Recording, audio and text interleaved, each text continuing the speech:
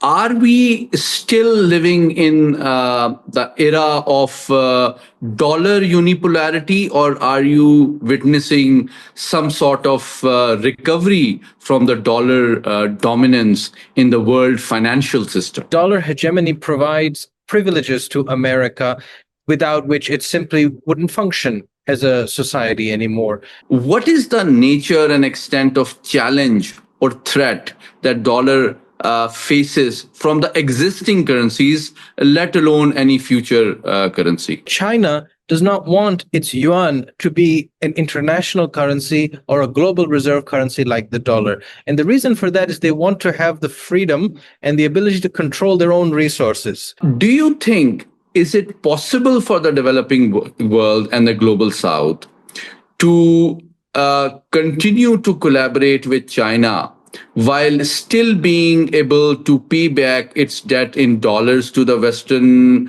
financial systems? China is coming up with a very brilliant solution to this problem, which reorients any developing nation towards its path. How do you see the future of dollar hegemony in the world? The US will desperately try to hold on to this because it does not have a plan B. So it will exert extreme pressure and deal with extreme prejudice towards countries that immediately remove themselves.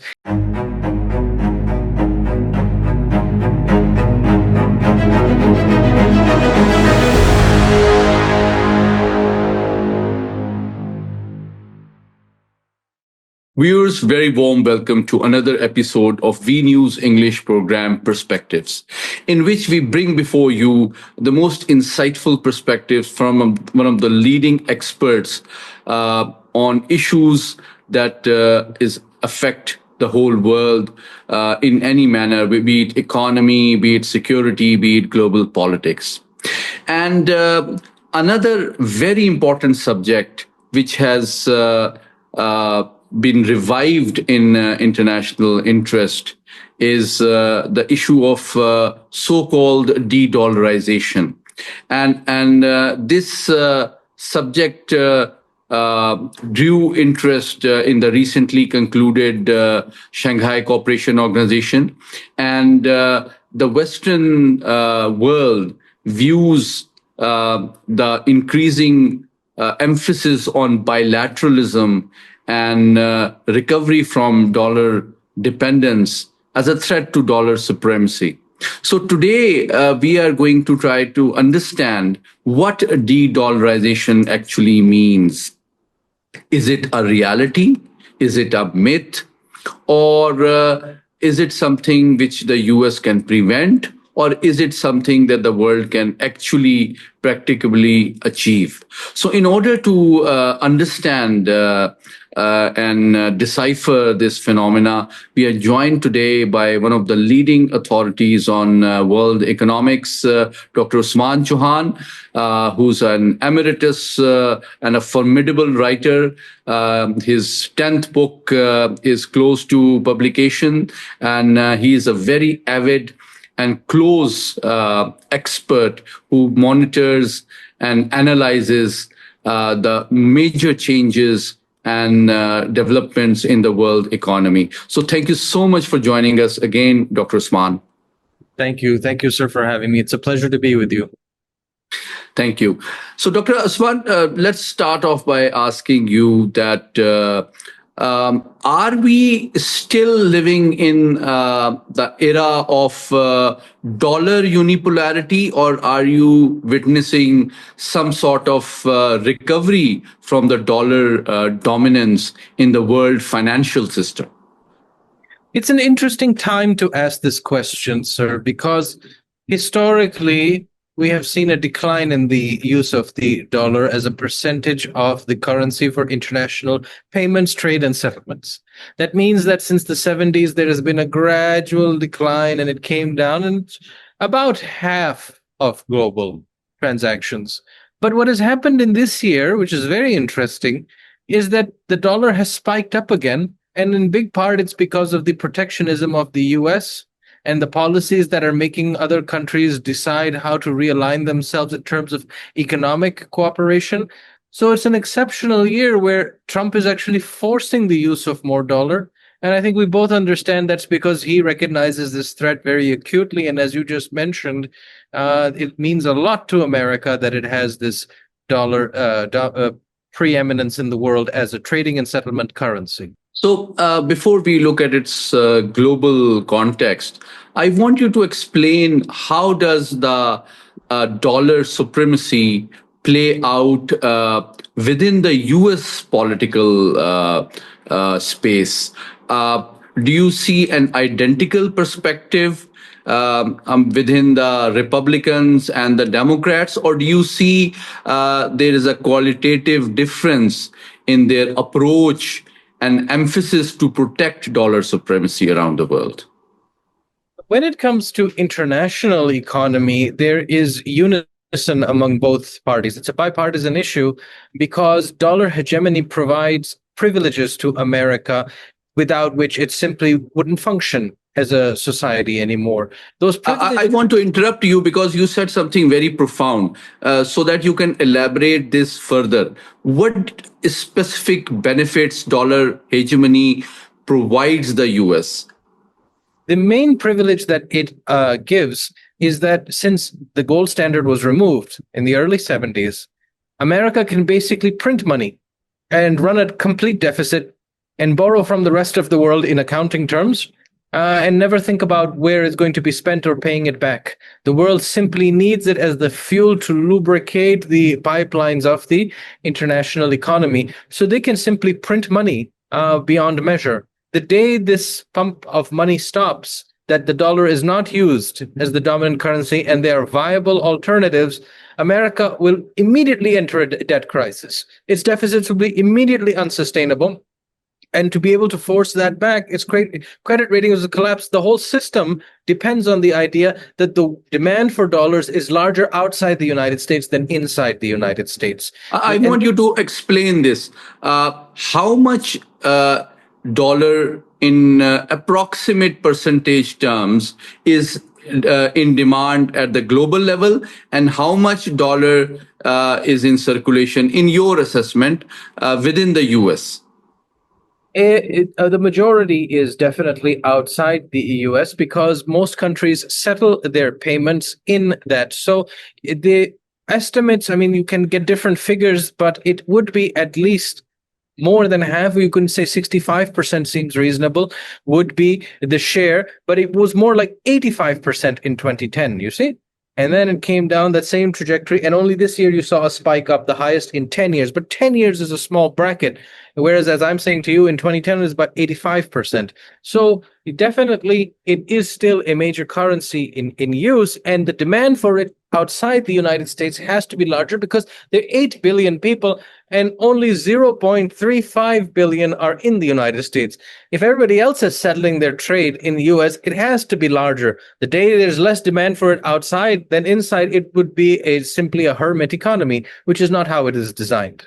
You mentioned something very important, that in the last approximately 10 to 15 years, there has been a gradual decline in the demand of dollar at the global level. What are the factors behind it in your assessment? The most important factor is that the size of the US economy relative to the rest of the world has shrunk dramatically since 1945. The US alone was 50% of the world economy in 1946, let's say, because Europe was completely destroyed, so was Japan.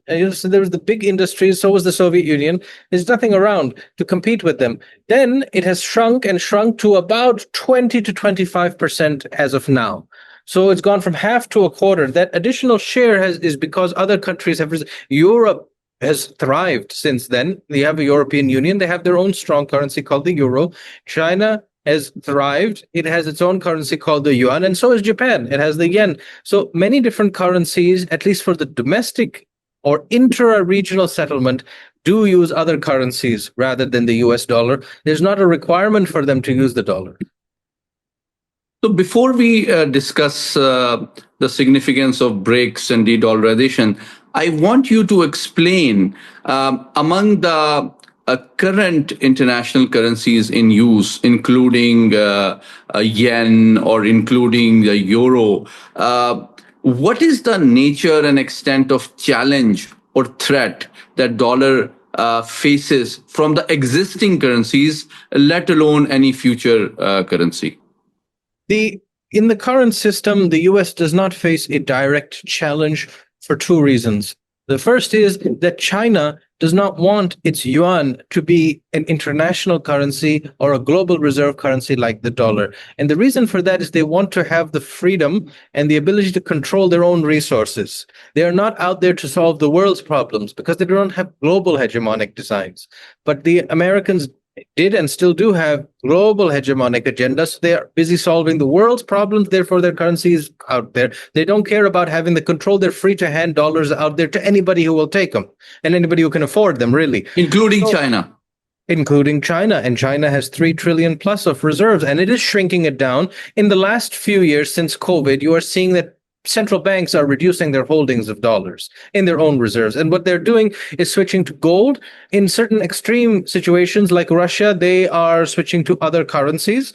But the main priority for central banks is to bring their gold back if it's been held abroad, or to build on their reserves and stockpile them in their own vaults. Now, in terms of the scope of challenge, you should keep in mind that if I say to you it's about 60% that is the dollar, about 20% is the euro, or about 5 to 6% is the yen. About 5% is the pound. So you see the distribution really falls off by the fourth place. That is the situation we are in.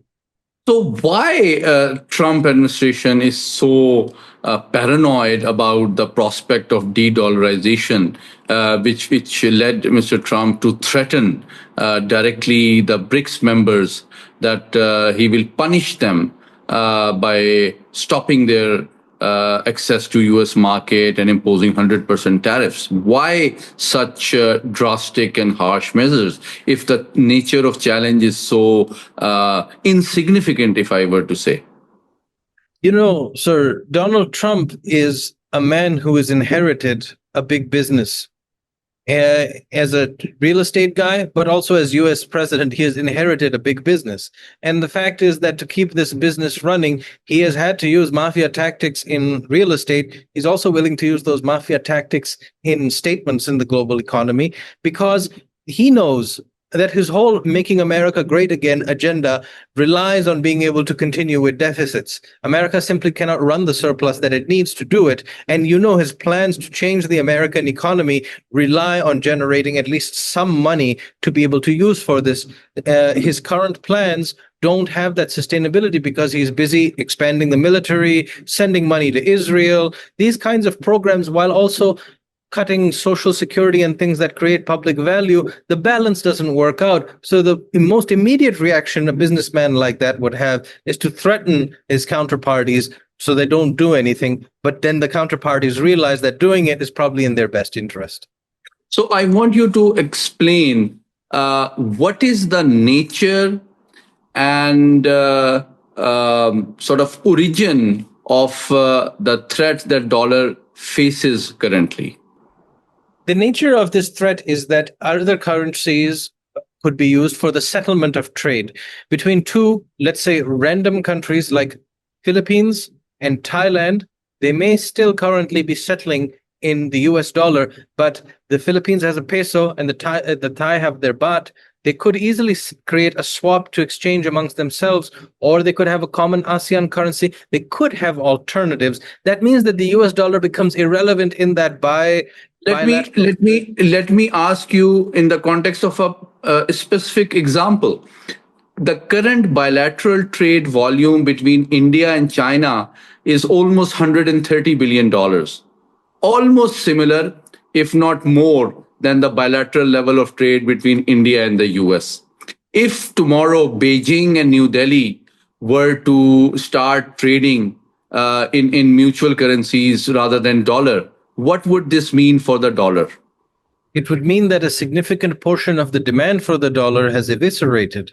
It would mean that those countries are using alternates that work for them because India prints its rupee and China prints its yuan. So they don't need to worry about the supply that is given out by the US. They also don't need to worry about the weaponization of the currency, which we learned from 2022 and the Russo-Ukrainian conflict that Russia faced the weaponization of the US dollar through sanctions and through dollar prohibitions. So everybody who held a lot of dollars thought when push comes to shove, America will break the businessman's genteel taboo of keeping the currency stable and keeping it open and instead weaponize it for a narrow interest. This is why the trust in the dollar is also going away because it can be weaponized at any time. And when you mention the India-China relationship, you must keep in mind that it's very one-sided in terms of the surplus being on China's side. So if it's 130 billion, 80 billion plus is China's and less is India's. This creates a big asymmetry. But China doesn't want the yuan to be necessarily used for this because it does have the reserves of dollar to pay for what it needs, and it can get more dollars by selling whatever it can. So it works for it. Now, I have a very important question for you that the global south seems very excited at the prospect of the economic rise of China and feel comfortable, doing business with China and having close bilateral cooperation and infrastructure development led by China. But many of these least developing countries and developing countries of the global south have heavily debt-ridden economies in which they have to make regular annual payments to the US-led financial Western institutions like IMF, World Bank, Asian Development Bank, and so on and so forth. Do you think is it possible for the developing world and the global south to continue to collaborate with China while still being able to pay back its debt in dollars to the Western financial systems?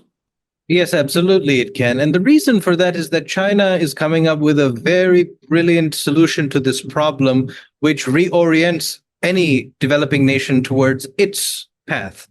The way it is doing this is that if you take a random developing country, let's say Kenya, that owes IMF dollars or the US dollars for some other reason to somebody else, China says to Kenya that we will purchase all of your debt. We will give you all the dollars necessary to wipe off this debt, and you're debt free. And in exchange, you owe us this amount that you owe to the other country or institution. You owe it to us now in yuan. You have to now generate yuan and you deal with us. So suddenly they have changed the game. And this is coming up.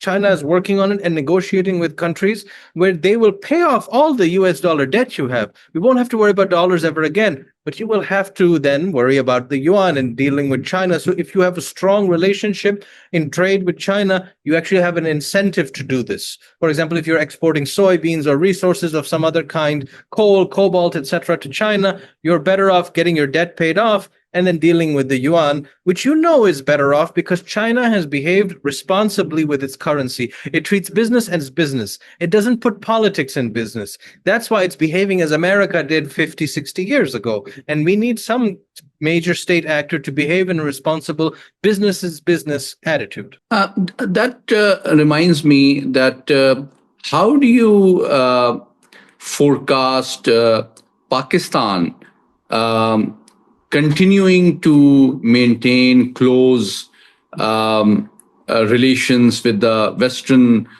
financial institutions like IMF, World Bank for occasional relief, while at the same time being able to pay back its debt towards developmental projects owed towards China? Because how do we pay back the Chinese investment? Is it in dollars or is it in yuan? The majority of Pakistan's obligations are denominated in dollars. And so our primary concern is the dollars. If China were to offer us a deal like that, I would seriously ask our leaders to consider it because your entire reorientation can happen away from hegemony. But For now, Pakistan is very much in a dollar trap. And the problem is, it doesn't matter whether you owe yuan or you own dollar. You have to generate economic surpluses by exporting through taxation, through economic growth, through investment. And then you can pay off in any currency you need. You could pay it off in your wheat. You could pay it off as in kind. You could fix any commodity. But the point is to be economically strong enough, dynamic enough that you don't need to worry about that stuff. Reforms that are being taken in Pakistan are moving along, which is very good. And we're not in the situation of 3 years ago, but there is still work to do. We are just fortunate that we have a very strong inflow of remittances, that we have now managed the currency carefully, that there is no international energy crisis. These are the sorts of factors that actually play upon us. So it doesn't matter in the end if you owe yuan or dollar. The point is you need to generate surpluses to be able to pay off in any currency you want.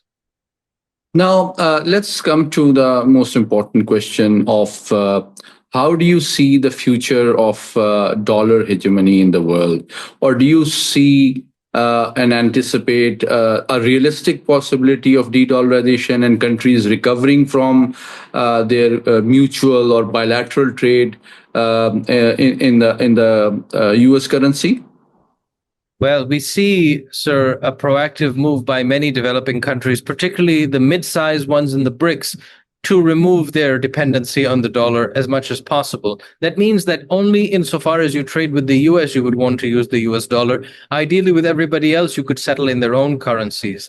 So that also means that as long as your energy requirements are covered, as long as you can cover the basic needs and you generate some surpluses, you shouldn't be so dependent. Now, the trajectory of de-dollarization is long-standing because the rest of the world has caught up and may soon surpass.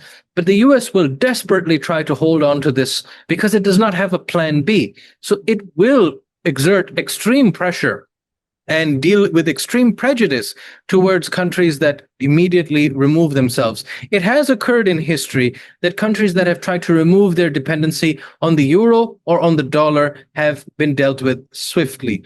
The Libyan example is a strong one because they wanted to create an African currency, and their leader was a great Pan-Africanist, admired by both brown-skinned and black-skinned Africans, and his dream was killed off by NATO, the same belligerent against Russia. NATO murdered this guy in his dreams and let a carcass of a country in its dream. So there are lessons from that for anybody who wants to switch off immediately. The pragmatic approach, which I think Pakistan is naturally suited towards, is to be able to balance all sides, work it out with everybody else, and not be too prominent an actor that you start to attract too much attention. You want to have, like a good central bank would, reserves of every major currency as well as commodities like gold. And then you have enough to withstand shocks. You see, as climate change and all these things occur, we talk about it in the abstract, particularly in English, but the fact that there is these changes happening, you will face more shocks. That means that you need some buffer. And Pakistan has always suffered from the buffer thing. But the buffer, any country dealing with America has to have a buffer so that if the dollar changes, if America changes, if the world changes, they have something else to rely on. And that's what will drive de-dollarization ultimately. So basically, you're suggesting a more balanced, a more risk-averse, and more sort of careful hedging strategy in terms of our financial system, and not putting all our eggs in the dollar basket, but also benefiting from the opportunities that the new ideas and platforms are increasingly offering. Dr. Usman, Chohan, thank you so much for joining us and helping us understand this very interesting topic, which is drawing global interest and attention, and also making us understand that what the world is doing and why it is doing and how it is going to affect all of us, no matter where we are and where we live and what we do. Thank you so much for joining us. Thank you. Thank you for having me. It's a pleasure.